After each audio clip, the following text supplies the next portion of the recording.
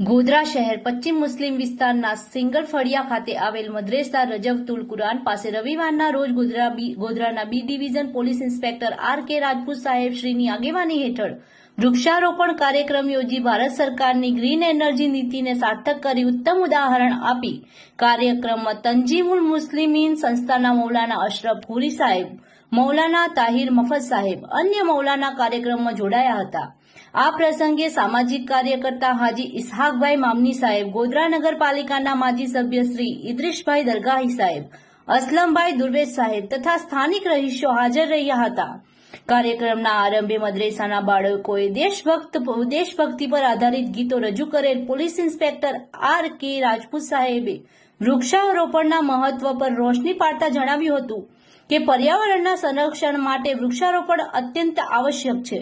તેમણે મદ્રેસાના બાળકો સાથે સંવાદ કરતા શિક્ષણનું મહત્વ સમજાવ્યું અને તેમને વૃક્ષોને સંભાળવાની પ્રેરણા આપી કાર્યક્રમને સફળ બનાવેલ હતો। ગોધરા શહેર રિપોર્ટર શ્રી ઇલિયાસ એ ચાંદા।